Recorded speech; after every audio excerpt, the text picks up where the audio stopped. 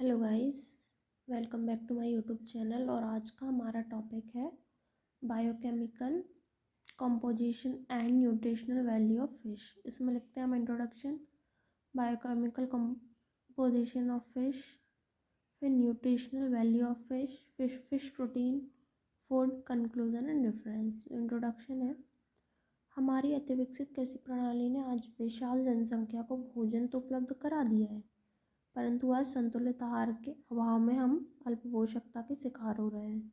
इसमें हमारे भोजन में प्रोटीन की कमी सर्वोपरि है, जिसे उपलब्ध कराना काफ़ी जटिल कार्य है। एक्वाकल्चर के उत्पाद इस प्रोटीन पूर्ति के लिए प्रमुख प्रमुख पर्याप्त हैं, जिसमें फिश सर्वोत्तम संपूरक फूड का कार्य करती हैं। इसमें protein, vitamin, fat, calcium, phosphorus, iron जैसे खनिज की उपयोगी मात्रा पाई जाती है। पॉन्ड्स की पोषकता के अतिरिक्त दूसरी विशेषता है कि फ़िश का मीट स्वादिष्ट और सुपाच्य होता है, मतलब टेस्टी होता है और जल्दी से डाइजेस्ट हो जाता है, कोई प्रॉब्लम नहीं होती है। सेकंड है biochemical composition of fish. Fish सर्वोत्तम संपूरक भोजन का कार्य करती है, जिसमें vitamin A, D, E and के, बी एंड B12। फिर प्रोटीन 15 से 20% होता है। फैट 55 to 75% होता है अप्रॉक्सीमेटली। वाटर 20 से 36% होता है। आयोडीन 70 से 150% होता है। वाटर 20 से 36% होता है। एंड कैल्शियम, फास्फोरस, आयरन जैसे खनिज उपयोगी मात्रा में पाए जाते हैं।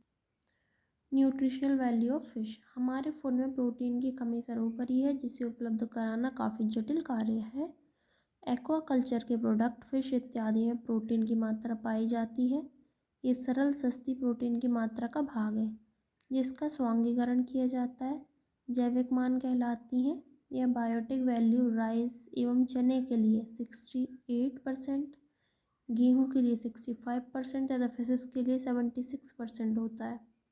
फिश के प्रोटीन में लाइसिन तथा माइथोसाइन एमिनो एसिड की प्रचुर मात्रा पाई जाती है, जो अनाज में कम मात्रा में पाए जाते हैं। बायोप्रोटीन का प्लांट प्रोटीन की अपेक्षा आसानी से डाइजेशन एवं एब्जॉर्प्शन होता है, अतः बायोप्रोटीन उत्पादित करके प्रोटीन की अपूर्णता से बचा जा सकता है। प्रोटीन के अतिरिक्त कुछ फिश के ऑयल में इसी प्रकार के सपेंटोनोइक तथा डोकोसाइहेक्साइक जैसे पॉलीसैचुरेटेड फैट एसिड पाए जाते हैं, जो प्लाज्मा, ट्राइग्लिसराइड तथा कोलेस्ट्रॉल की मात्रा को कम करते हैं। इस प्रकार के प्रमाण भी मिले हैं कि जिन फिशेस के आहार में फिश की मात्रा अधिक होती है, उन्हें हृदय संबंधी रोगों की आवृत्ति कम होती है। फिश आहार द्वारा कुपोषण के अतिरिक्त जीरोथैल्मिया, रक्त अल्पता तथा एंडेमिक घेंगा जैसे रोगों से बचाया जा सकता है, क्योंकि इनमें विटामिन ए, डी, ई, के, B12, iron, calcium, phosphorus, iodine, fat, water की प्रचुर मात्रा पाई जाती है, जो संतुलित आहार का विकल्प है। फिर फिश प्रोटीन। फिशेस का मीट स्वादिष्ट, सुपाच्य, पौष्टिक होता है। इनका फिशेस वाइटिक एवं ग्रोथ प्रवर्तक होता है, इसलिए मानव न्यूट्रिशनल में ये इम्पॉर्टेंट भूमिका निभाती है। अन्य जंतु प्रोटीन की तुलना में इसमें प्रेजेंट अमीनो एसिड की मात्रा अति संतुलित होती है, जिसमें लाइसिन तथा मिथियोनिन एमिनो एसिड की प्रचुर मात्रा पाई जाती है।